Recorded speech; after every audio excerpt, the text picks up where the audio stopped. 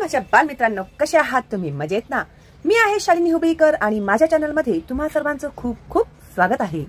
तर मी आता तुम्हाला वाचून दाखवणार आहे काही मजेदार गोष्टी। गोष्टी म्हटलं की मुलं खूप खुश होतात, हो की नाही? तर मी ना तुम्हाला गोष्टी वाचून दाखवणार आहे बरं का? का वाचून दाखवणार आहे? कारण त्या वाचल्यामुळे तुम्हाला गोष्टी तर ऐकायला भेटतीलच, शिवाय वाचन कसं केलं पाहिजे त्याचीही आयडिया भेटेल, हो की नाही? म्हणजे बघा, आपला 2 in 1 फायदा झाला ना। गोष्टची गोष्टही झाली आणि वाचनाचं वाचन सुद्धा झालं। तर आज मी तुम्हाला वाचून दाखवणार आहे शाळा बुडव्यांची गोष्ट। शाळा बुडवे कुणाला सांगतात सांगा पाहू? कुणाला सांगतात? जी लोक शाळा बुडवतात त्यांना शाळा बुडवे म्हणतात। तर काय आहे बाबा ही शाळा बुडव्यांची गोष्ट? तर मलाही माहिती नाहीये हा। तुमच्या बरोबर मी सुद्धा वाचणारही आहे आणि समजूनही घेणार आहे। ओके, तर चला आपण सुरुवात करूया वाचनाला। तर त्यासाठी मी काय करणार आहे, ह्याला मी थोडंसं झूम करते म्हणजे आपल्याला एक एक अक्षर व्यवस्थित दिसेल। आता बघा, सगळी अक्षरं कशी आपल्याला अगदी स्पष्ट दिसत आहेत। ओके, आता मी कुठेही न थांबता फक्त गोष्टीचं वाचन करणार आहे। ओके, नानासाहेबांच्या पाठीत अचानक जोरात चेंडू बसल्यामुळे त्यांनी वळून पाठीमागे पाहिले। त्यांना काही मुले पळत झाडाच्या आडोशाला लपताना दिसली। चेंडू तसा टेनिसचाच, पण त्याचा जोरात बसलेला फटका 61च्या माणसाला कळवळून जायला पुरेसा होता। नानासाहेबांचे हात मागे मागे जाऊन पाठीवर थोडासा फिरला। नंतर ते थोडा वेळ स्वस्थ उभे राहिले आणि इकडे तिकडे पाहू लागले। चेंडूच्या मालकाचा मागमूसही दिसत नव्हता।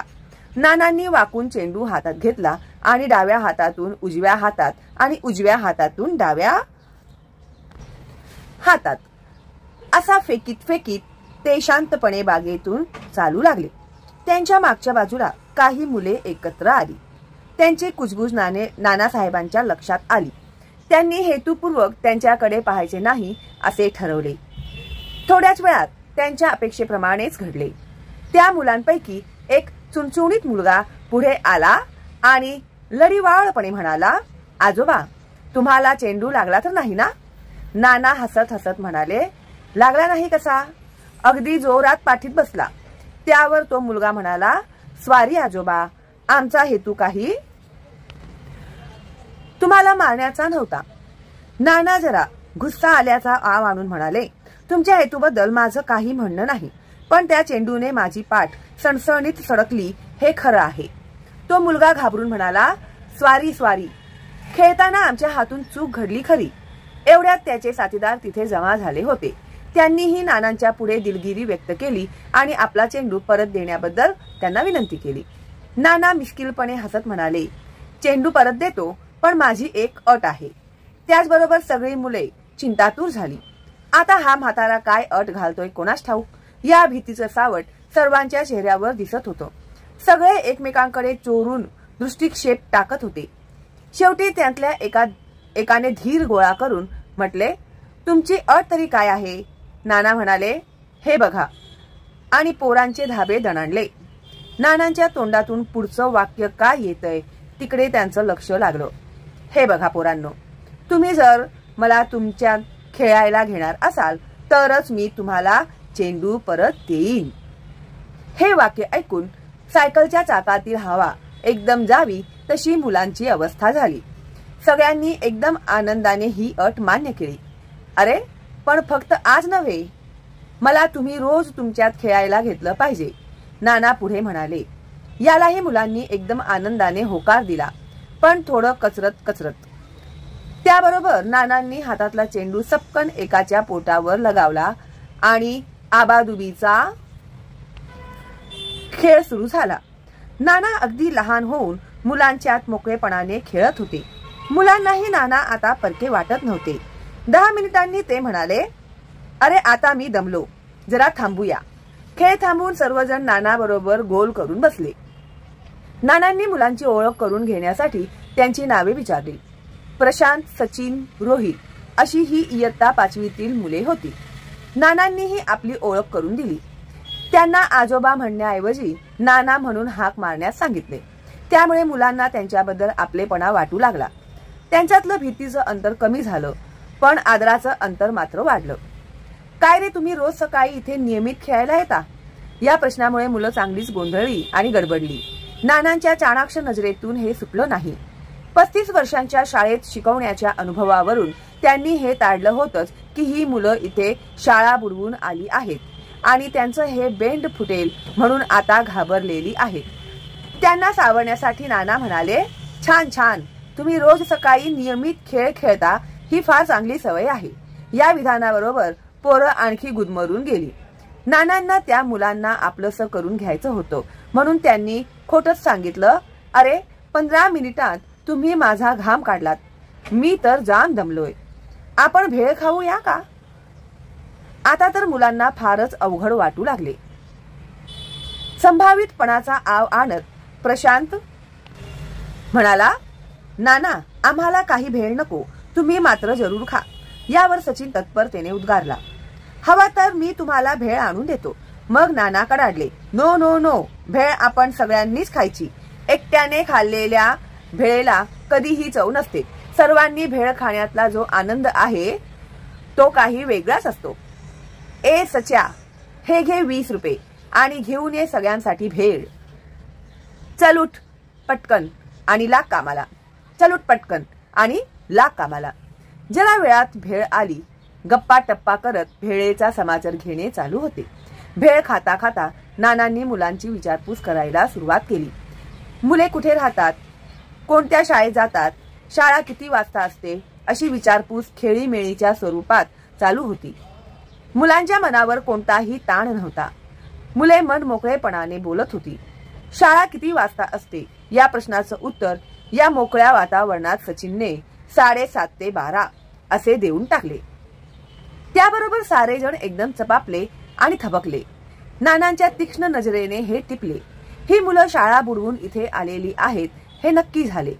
शाळा बुडवून आपण इथं आलोत हे आपलं भांड फुटलं हे मुलांच्याही लक्षात आलं. थोडा वेळ सर्वत्र शांतता पसरली. मुलांनी शरमेने माना खाली घातल्या. त्यांना काय बोलावं हे सुचेना. तेव्हा नानांचं शांततेचा पडदा फाडत जोरानं गरजले, अरे वा वा, म्हणजे तुम्ही शाळा बुडवून इथे आलात तर. यात सुद्धा एक प्रकारची मजा असते. मी पण लहानपणी असा थोडासा अनुभव घेतलाय. नानांच्या या विधानाने सर्वांना हायसं वाटलं आणि सचिन सांगू लागला, नाना खरं सांगू का, आम्ही तिघीही शाळा बुडवून इथे आलोय. नेहमी येत नाही पण काही वेळेला. नाना गालातल्या गालात हसून म्हणाले, ते माझ्या केव्हाच लक्षात आलं, पण तुम्हाला शाळेत जावंसं वाटत नाही त्याचं कारण काय बरं? रोहितने धाडस करत तोंड उघडलं. गृहपाठ केला नाही की शाळेत जाब विचारला जातो. कधी कधी घालून पाडून बोललेलं ऐकावं लागतं. एखाद्या वेळेस झकास मार पण मिळतो. प्रशांतने पुढे री ओढली, अगदी खरं सांगायचं म्हणजे आम्हाला काय शिकवतात ते समजतच नाही. आम्हाला घरी सांगायला कोणी नाही, त्यामुळे आम्ही गृहपाठ करत नाही. विशेष करून गणिताच्या बाबतीत असं बऱ्याचदा घडतं. उत्स्फूर्तपणे सचिनने पुढे विचारले, नाना तुम्ही समजावून सांगाल का आम्हाला गणित? नाना आनंदाने उद्गारले, क्या बात है. अशी शिकवण्याची इच्छा असली की कोणताही विषय शिकण्याची इच्छा असली की कोणताही विषय सोपा वाटतो. अगदी जड गणित सुद्धा. कोणत्याही गोष्टीला उशीर नको. आपण आताच सुरुवात करूया. तुम्ही शाळा बुडवून आलात म्हणजे तुमच्याकडे दप्तर आहेतच. चला वही काढा. मी आज तुम्हाला गणितातील जादू शिकविणार आहे. कोणतीही एक अंकी संख्या घ्या. कोणतीही एक अंकी संख्या घ्या. रोहितने विचारले, नाना 8 ही संख्या चालेल का? का नाही? का नाही? का नाही? 8 ही संख्या एक अंकी आहे हे तुला माहिती असताना तू हा प्रश्न मला विचारण्यात काय अर्थ आहे? तरीही तू असे विचारलेस कारण गणिताबद्दलची अनावश्यक भीती तुझ्या मनात आहे. ज्या ज्या वेळी मनात दुःख असते, चिंता असते किंवा भय असते त्या त्यावेळी तुमची आकलन शक्ती, स्मरण शक्ती आणि निर्णय शक्ती खचते. त्याचा परिणाम कार्यक्षमतेवर होतो. म्हणजे जे तुम्हाला हुकमी येत असतं ते करताना सुद्धा तुम्ही चुकता. मग एवढा मोठा घोडमा झालास, तुला साधी अक्कल कशी नाही असं ऐकावं लागतं. म्हणून गणिताची धास्ती घेऊ नका. गणित हे मानव निर्मित शास्त्र आहे. ते त्याच्या गरजेतून निर्माण झालेले आहे. त्यामुळे गणितातील विचार पद्धती ही नैसर्गिक आहे. चला आपण पुढे जाऊया. आता प्रत्येक जण एक अंकी संख्या लिहा, पण ती मला सांगू नका. रोहितने धरलेली संख्या मी कागदावर लिहिणार आहे आणि तुम्हाला जे करायला सांगणार आहे ते मी रोहितने घेतलेल्या 8 या संख्येवर करून दाखविणार आहे. ते पाहून तुम्हाला नेमकं काय करायचंय ते कळेल आणि प्रत्येक जण आपापल्या संख्येवर तशी क्रिया करेल. ठीक आहे तयारी? आता माझ्या सूचनेप्रमाणे तुम्ही करा. 1. तुम्ही घेतलेल्या संख्येला 10 ने गुणा. रोहितने 8 ही संख्या घेतली म्हणून 8 गुणिले 10 बरोबर 80, म्हणजे 10 8 80. 2. येणाऱ्या संख्येत धरलेली संख्या मिळवा. 80 मध्ये 8 मिळवा. 80 अधिक 8 बरोबर 88. 3. येणाऱ्या संख्येला आता 11 ने गुणा. 88 गुणिले 11 बरोबर 968. तर इथे यांनी गुणाकार केलेला आहे. गुणाकार तुम्हाला समजत नसेल तर गुणाकार कसा केला पाहिजे हे मी शिकवलेलं आहे इयत्ता 4थी मध्ये. ठीक आहे? तर कितीही अंकी संख्या असली तरी त्याचा गुणाकार कसा केला जातो हे तुम्ही शिकू शकता. 4. येणाऱ्या संख्येला आता 9 ने गुणा. 968 गुणिले 9 बरोबर 8712. 5. या 8712 पैकी शेवटची म्हणजे एकक स्थानची संख्या तुम्ही सांगा. आता शेवटची मी उरलेल्या संख्या सांगतो. ठीक आहे? 8712 ही संख्या मला माहित आहे. त्यामुळे उरलेल्या 3 संख्याही मला माहित आहेत. रोहित खेरीज इतरांनी धरलेली संख्या व आकडेमोड मला माहित नाही. त्यांची उत्तरं मी सांगतो.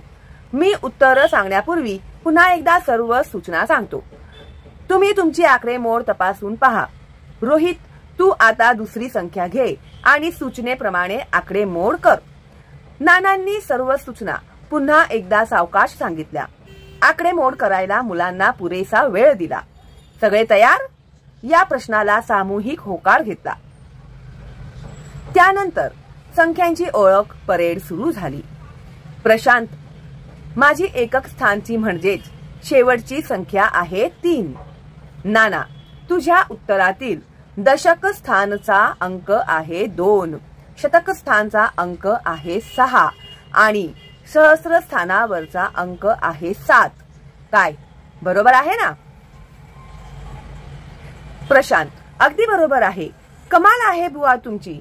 सचिन, माझा एकक स्थानचा अंक 5 आहे. ओळखा बरं माझ्या संख्येतील इतर अंक. नाना, दशक स्थानचा अंक 4, शतक स्थानचा अंकही 4च आहे आणि सहस्त्र स्थानचा अंक आहे 5. बरोबर? सचिन, नाना तुम्ही म्हणजे भलतेच ग्रेट आहात बुवा. रोहित, नाना माझा एकक स्थानचा अंक 2 आहे. नाना, तुझ्या संख्येतील दशक स्थानचा अंक 1, शतक स्थानचा अंक 7 आणि सहस्त्र स्थानचा अंक 8 आहे. बच्चे लोग, आपका जवाब बराबर है तो तालियां बजाओ. नानांनी शेवटचं वाक्य हिंदीत रस्त्यावरील जादूगाराच्या थाटात फेकलं. पोरांनी टाळ्या वाजवून आपलं आश्चर्य व्यक्त केलं. मुलं या प्रकारानं एकदम चाट पडली.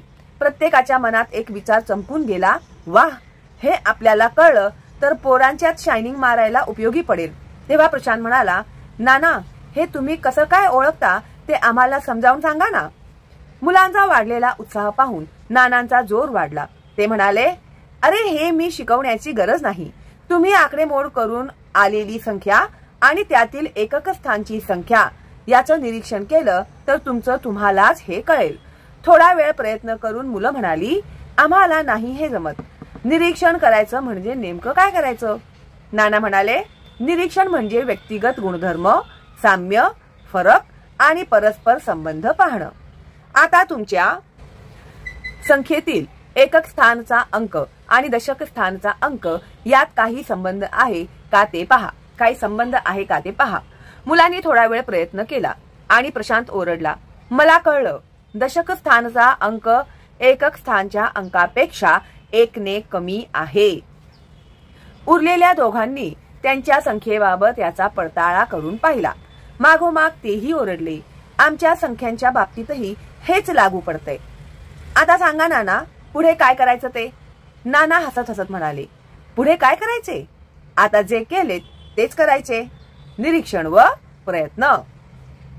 निरीक्षणावरून अनुमान काढण्यासाठी एकाच संख्येचे निरीक्षण करून चालणार नाही.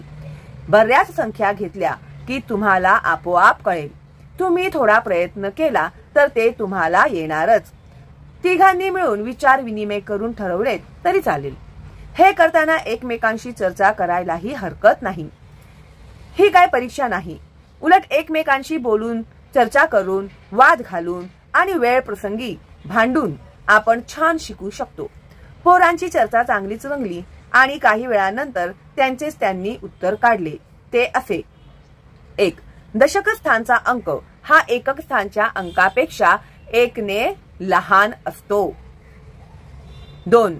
9 मधून एकक स्थानचा अंक वजा केल्यावर शतक स्थानचा अंक मिळतो. 3. 9 मधून दशक स्थानचा अंक वजा केल्यावर सहस्त्र स्थानचा अंक मिळतो.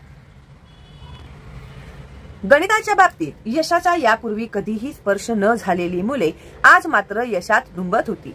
त्यांचे चेहरे, त्यांच्या हालचाली, त्यांचे बोलणे यातून त्यांची प्रचिती येत होती. मुलं आणखी वेगवेगळ्या संख्या घेऊन या जादूचा सराव करण्यात गुंग झाली. तेवढ्यात नाना उठले आणि म्हणाले, मी जातो. मला नातवाला मोंटेसरीत पोचवायचे आहे. त्याबरोबर पोरे ओरडली, नाना उद्याचं काय. नाना म्हणाले, मी सकाळीच येत असतो. तुमची गाठ पडेलच. निघतो मी. सचिन एकदम म्हणाला, अहो सकाळी नाही आम्हाला जमणार, कारण आम्ही उद्या शाळेत जाणार आहोत. ही जादू एकेकाला दाखवून खलास करणार आहोत. नानांना मनातून बरं वाटलं. कोणत्या का कारणाने असेना, पण मुलं शाळेत जायला लागतायत ही चांगली गोष्ट आहे. नाना काही प्रतिक्रिया व्यक्त न करता पुन्हा एकदा मी चलतो असे म्हणाले. त्यावर मुलं म्हणाली, नाना आम्ही संध्याकाळी इथंच आलो तर तुम्हाला यायला जमेल का. मग रोहितने बिचकत पुढे विचारले, तुम्ही आम्हाला शिकविलेत तर आम्हाला नक्की कळेल. तुम्ही आम्हाला गणित शिकवाल का. नाना म्हणाले, ते कसं शक्य आहे. दोन्ही वेळेला बागेत येणे मला जमणार नाही. रोज संध्याकाळी मला ज्योती प्रेस मधून प्रूफ तपासायला घेऊन जायची असतात. त्याबरोबर रोहित म्हणाला, ज्योती प्रेस माझ्या अगदी येण्याच्या वाटेवर आहे. तुम्ही त्यांना फोन करून सांगा मी प्रूफ घेऊन रोहित गटणे या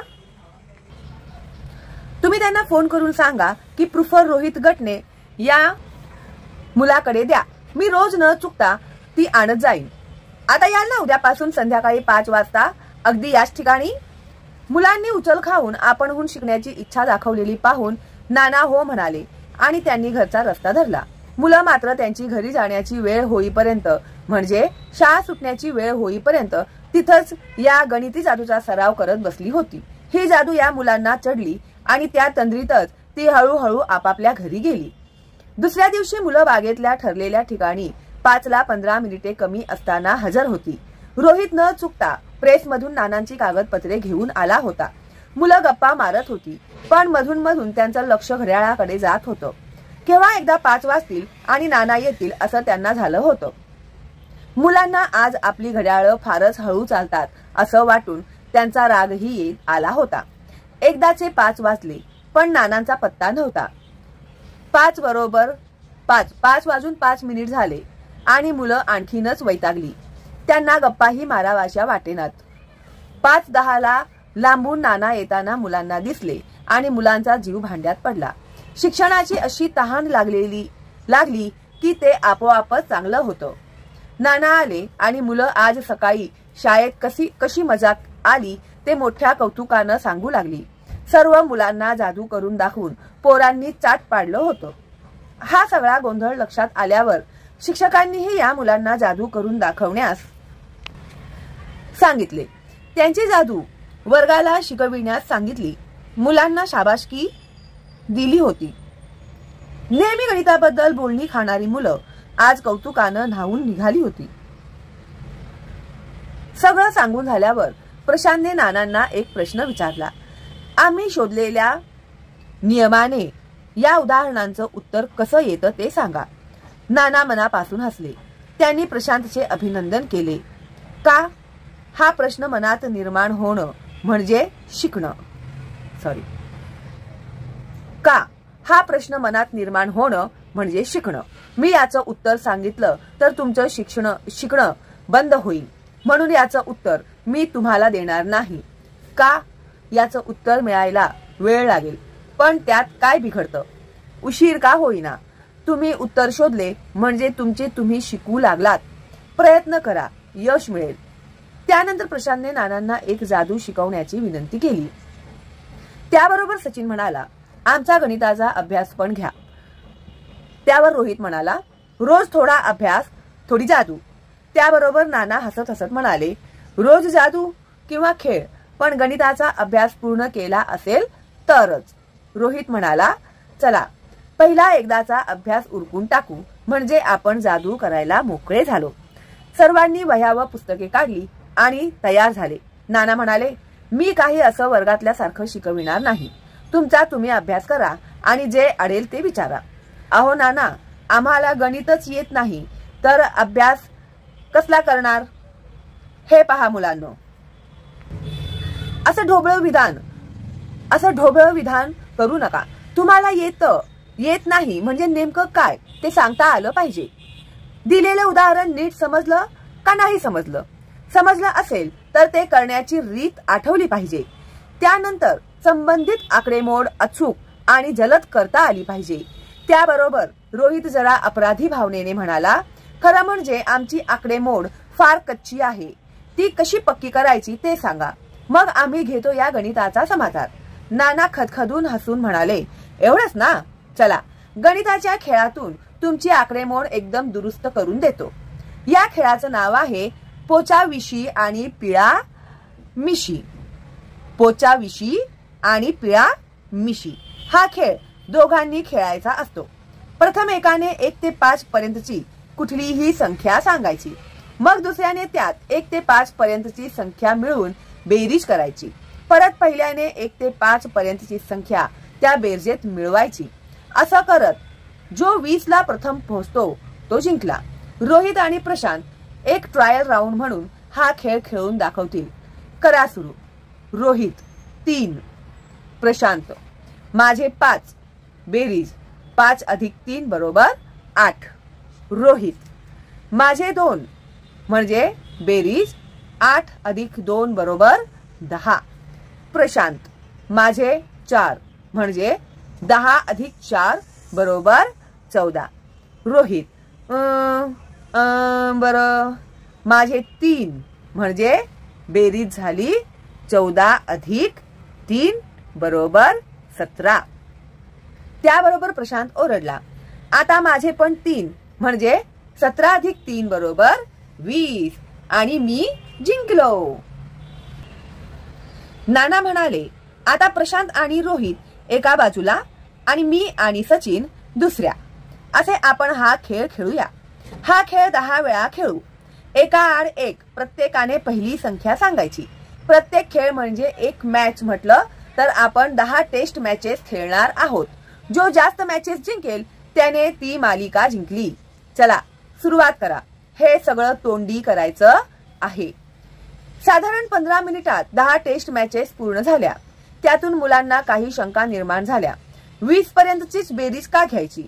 हा खेळ वजाबाकीलाही खेळता येईल का, अशा अनेक शंका मुलांनी काढल्या. नानांना खूप बरं वाटलं, कारण मनात प्रश्न निर्माण होणं हे शिकण्यासाठी अत्यंत आवश्यक असतं. नाना म्हणाले, खरं म्हणजे अशा काही अटी नाहीत, पण सुरुवातीला आकडेमोड सोपी राहावी, चुका होऊ नयेत, खेळ फार लांबू नये म्हणून आपण 1 ते 5 मधील संख्या आणि बेरीज 20 हे घेतले. तुम्ही हे 1 ते 9 पर्यंतच्या संख्या आणि बेरीज 100 घ्या. नंतर 4 ते 9 पर्यंतच्या संख्या आणि बेरीज 80 घ्या.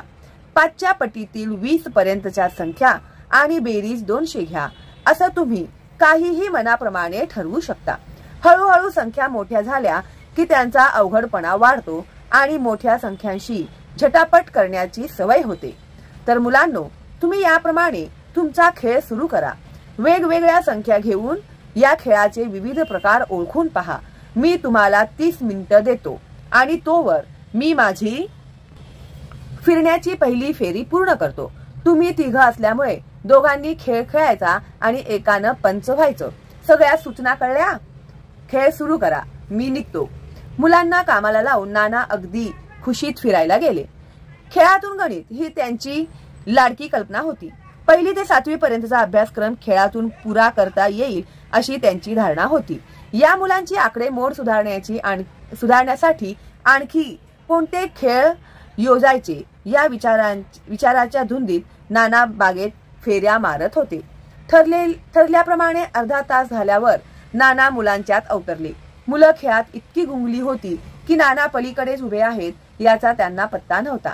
नानांनाही मुलांच्या खेळात व्यत्यय आणण्याची इच्छा नव्हती. नाना बारकाईने त्यांच्या हालचाली, त्यांचं बोलणं आणि चेहऱ्यावरचे हावभाव याचं निरीक्षण करत होते. नानांना आलेल्या खोकल्याच्या उबळीने मुलांना नाना आल्याची जाणीव झाली. मुलांनी आपल्याला खेळ आवडल्याचे सांगितले. नाना म्हणाले, आज पहिलाच दिवस आहे, आपण थांबूया. मुलांनी आग्रह धरला की निदान वजाबाकीसाठी काय करायचं ते तरी सांगा म्हणून. नाना म्हणाले, खरं म्हणजे तुम्ही सुद्धा हे तर्कानं ठरवू शकता. त्यावर सचिन म्हणाला, खेळ जिंकण्यासाठी कोणत्या संख्येवर आपण अगोदर यायला पाहिजे ते मात्र आम्ही तर्काने शिकलोय. सराव करून आणि जिंकण्याच्या गरजेतून आम्हीच प्रत्येकानं स्वतंत्रपणे हे तंत्र शोधून काढलंय. नाना एकदम आनंदानं ओरडले, अरे म्हणजे तुम्हाला गणित यायला लागले? यावर प्रशांत म्हणाला, वजाबाकीसाठी कसा खेळ करायचा हे मी सांगतो. 100 किंवा त्यासारखी एखादी मोठी संख्या घ्यायची आणि एकाआड एक प्रत्येकाने 1 ते 9 पर्यंतची कोणतीही संख्या वजा करत जायची. जो शून्यावर प्रथम पोहोचेल तो जिंकला. नाना म्हणाले, एकदम बरोबर. याप्रमाणे तुम्ही विविध संख्या घेऊन हा खेळ खेळा आणि घरी जा. मीही निघतो. आता आपली गाठ उद्या सायंकाळी 5 वाजता. सायंकाळी 5च्या अगोदरच हे त्रिकूट येऊन खेळ खेळत बसलं होतं. नाना 5 वाजता आले. मुलांनी आपणहून शाळेतल्या सगळ्या मुलांना हा खेळ शिकवल्याचे सांगितले. सगळ्यात महत्वाचं म्हणजे आज एका ऑफ पिरियडला बहुतेक मुले हा खेळ खेळत होती. रोहित म्हणाला, आम्ही तर हा खेळ सोप्या अपूर्णांकासाठीही खेळलो. त्याचप्रमाणे फक्त समसंख्या, विषम संख्या 2, 3 किंवा 5 यांची भाग जाणाऱ्या संख्या याप्रमाणे वेगवेगळ्या अटी निर्माण करून खेळांचे विविध प्रकार केले आणि खेळलो. हे सगळं सांगून झाल्यावर तो पुढे म्हणाला, आमच्या बरोबर रोज निलेश येऊ इच्छितो, पण तुमची परवानगी असेल तर. अरे त्यात कसली आली परवानगी? अगदी खुशाल येऊ द्या. आता आजचा खेळ असा आहे की यात तुम्ही 2 अंकी संख्या मनात धरायची आणि ती मी ओळखून दाखवणार. त्यासाठी मी तुम्हाला होय किंवा नाही असे उत्तर असणारे प्रश्न विचारीन. आता तुम्ही सगळे मिळून एक संख्या मनात धरा. मला मात्र सांगू नका, झालं? धरली? नाना, ती संख्या 50 पेक्षा लहान आहे? मुले, नाही. नाना, ती संख्या विषम आहे का? मुले, होय. नाना, ती संख्या 74 पेक्षा मोठी आहे का? मुले, नाही. नाना, ती संख्या 64 पेक्षा मोठी आहे का? मुले, नाही. नाना, ती संख्या मूळ संख्या आहे का? मुले, नाही. नाना, संख्येतील दशक स्थानचा अंक 5 आहे का? मुले, होय. नाना, 55 पेक्षा मोठी आहे का? मुले, होय. नाना, तुमची संख्या 57 आहे. बरोबर ओळखलं ना? मुलांनाही आश्चर्य वाटलं आणि हे ओळखण्यामागचं गुपित त्यांनी विचारलं. नाना म्हणाले, प्रत्येक प्रश्नाच्या उत्तरापासून काहीतरी अनुमान काढता यायला पाहिजे. माझा पहिला प्रश्न होता की तुमची संख्या 50 पेक्षा लहान आहे का? तुम्ही नाही म्हणालात. यावरून मी असं अनुमान काढलं की तुमची संख्या 51 ते 99 पर्यंतची कुठली तरी असणार. याप्रमाणे प्रत्येक प्रश्नाला तुम्ही दिलेल्या उत्तरावरून मी अनुमान काढत राहिलो आणि त्यावरून तुमच्या मनातील संख्या ओळखली. कमीत कमी प्रश्नांत ही संख्या ओळखणे याला महत्व आहे. मी 7 प्रश्नांत ही संख्या ओळखून दाखवली. आता तुम्ही हा खेळ दोघांनी खेळायचं. एकाने मनात संख्या धरायची अर्थात 2 अंकी आणि दुसऱ्याने होय किंवा नाही उत्तर असेल असेच प्रश्न विचारायचे. संख्या ओळखून झाली की मग दुसऱ्या मुलाने मनात संख्या धरायची आणि पहिल्या मुलाने असेच प्रश्न विचारून शोधायची. जो कमीत कमी प्रश्नांत ओळखेल तो जिंकला. चला आता आज तुम्ही 4घे आहात, त्यामुळे 2-2च्या जोड्या करा आणि याप्रमाणे खेळ सुरू करा. अनुमान काढायला मदत व्हावी म्हणून प्रश्न आणि उत्तर तुम्ही तुमच्या वहीवर लिहा. त्याचा उपयोग अनुमान काढण्यासाठी होणार आहे. तुम्ही खेळ सुरू करा. हा खेळ खेळूनच उत्तरावरून अनुमान कसं काढायचं हे तुम्हाला कळायला लागेल. प्रश्नांची संख्या कमी करण्यासाठी कसे प्रश्न विचारले पाहिजेत हेही आपोआप कळेल. अनुभवातून घेतलेले शिक्षण हे दुसऱ्याने शिकवून मिळालेल्या शिक्षणापेक्षा अधिक प्रभावी असते. करा खेळायला सुरुवात. मी अर्धा तास फिरून येतो. नाना फिरायला गेले. मुलांनी खेळ सुरू केला. पडा उठा आणि पुन्हा लढा या पद्धतीने प्रत्येक जण प्रयत्न करत होता. सुरुवातीला कठीण वाटणारी गोष्ट आता हळूहळू आटोक्यात येत असल्याचा आनंद आणि आत्मविश्वास मुलांच्या चेहऱ्यावर दिसत होता. अर्ध्या तासाने नाना परत आले आणि मन लावून खेळल्याबद्दल मुलांचं कौतुक केलं. आता हळूहळू तुम्हाला शाळेतील गणितही सोपं वाटू लागेल असा दिलासाही नानांनी त्यांना दिला व म्हणाले, आता आपण जादूच्या चौकोनाचा खेळ खेळणार आहोत. हा खेळ एकट्यानेच खेळायचा आहे. या आकृतीत 3x3चा चौकोन आहे, म्हणजे यात 3x3 बरोबर 9 छोटेसे चौरस आहेत. या छोट्या चौरसात 1 ते 9 संख्या अशा लिहा की त्यातील आडव्या प्रत्येक ओळीतील, उभ्या प्रत्येक ओळीतील आणि प्रत्येक कर्णावरील तिरप्या ओळीतील संख्यांची बेरीज 15 येईल. आता हे करायला रीत वगैरे असं काही नाही. प्रयत्न करा, चुका, पुन्हा प्रयत्न करा. हे उत्तर मिळवण्यासाठी खूप प्रयत्न करावे लागतात. त्यामुळे वारंवार बेरजा करून बेरीज पक्की होते.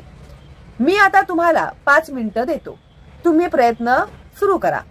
5 मिनिटांनी नानांनी कोणाकोणाचं पूर्ण झालं म्हणून विचारलं. खजील होऊन सगळ्यांनी नकार दिला. निलेश म्हणाला, आम्हाला शाळेत असं काही शिकवलेलं नाही, त्यामुळे ते जमत नाही. नाना म्हणाले, यात शिकविण्याचा प्रश्नच उद्भवत नाही आणि न जमण्याचंही काही कारण नाही. हे सोडविण्यासाठी केवळ इयत्ता पहिलीचे गणिताचे ज्ञान पुरेसे आहे. यशासाठी खरी जरुरी आहे ती अपयशाने खचून न जाता पुन्हा चिकाटीने प्रयत्न करण्याची. आणि हा गुण अशी उदाहरणे सोडवूनच जोपासला जातो. गणिताचा हाच तर खरा मोठा फायदा आहे. सचिन म्हणाला, नाना आणखी 5 मिनिटं द्या, आम्ही हे करून दाखवतो. नानांनी आणखी 10 मिनिटं देण्याचं कबूल केलं. 4थ्या मिनिटाला निलेशने विकेट काढली. 6व्या मिनिटाला रोहित यशस्वी झाला. मागोमाग सचिन आणि प्रशांत यांनीही बाजी मारली. मुलांच्या चेहऱ्यावर एखादी लढाई जिंकल्याचा आनंद ओसंडत होता, तर नानांना त्यांच्या 10 पट आनंद झाला होता, कारण त्यांना मुलांच्या आनंदात आत्मविश्वास दिसत होता.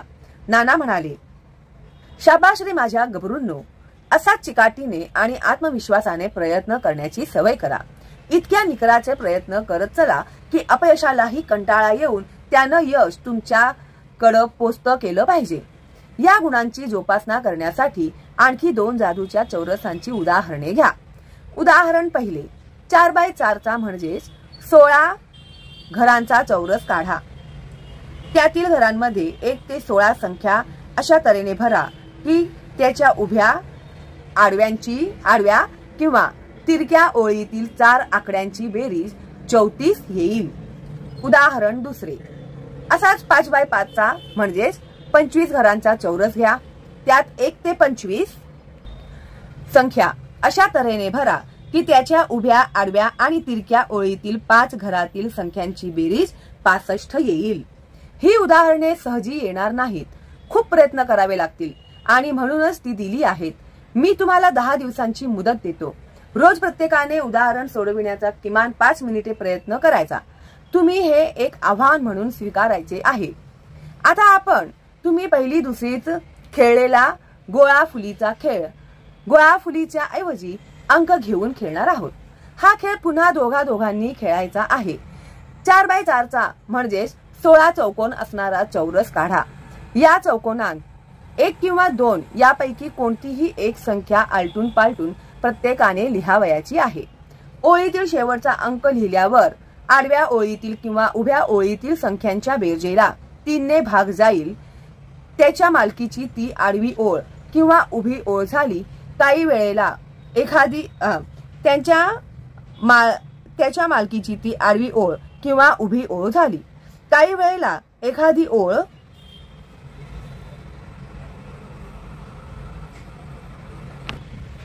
कोणाच्याच मालकीची होणार नाही, पण जो जास्त आडव्या आणि उभ्या ओळी मिळवेल तो जिंकला. निलेश आणि सचिन प्रत्यक्ष हा खेळ खेळतील म्हणजे बाकीच्यांना कल्पना येईल. निलेश जी आडवी किंवा उभी ओळ जिंकेल त्यापुढे N मांडायचे.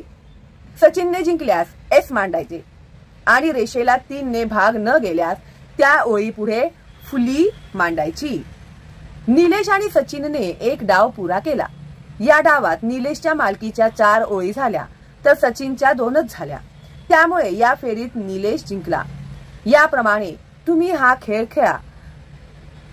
म्हणताच निलेश म्हणाला, हा चौकोन 4x4चाच घेतला पाहिजे असं आहे का? त्याचप्रमाणे 1 आणि 2 हेच अंक घेतले पाहिजेत अशीच अट का? बेरजेला 3 नेच भाग गेला पाहिजे हेही आवश्यक आहे का? नाना म्हणाले, वा वा वा, काय छान शंका विचारल्यास. असं काही नाही. खेळाचे नियम आपणच तयार करत असतो. सुरुवातीला खेळणं सोपं जावं म्हणून 4x4चा चौरस घेतला. 1 आणि 2 लहान संख्या घेतल्या. त्याच्या बेरजा तोंडी करता येतात. शिवाय 3 ने भाग जातो का नाही हेही तोंडी ठरवता येते.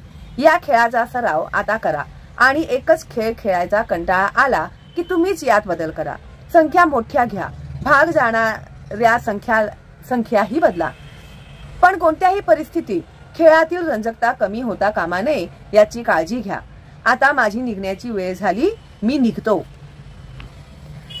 याप्रमाणे नाना आणि मुलांच्या बैठका चालू होत्या. नानांनी विविध प्रकारच्या गणिताच्या खेळांतून मुलांचे आकडेमोड कौशल्य, तर्क, चिकाटी, अपयशावर मात करणे इत्यादी गुणांची छान जोपासना केली. नाना कधी त्यांच्या कामामुळे तर कधी परगावी गेल्यामुळे मुलांना नियमित भेटत नसत. पण अशा वेळी ते मुलांना पुरेसा गृहपाठ घेऊन जात.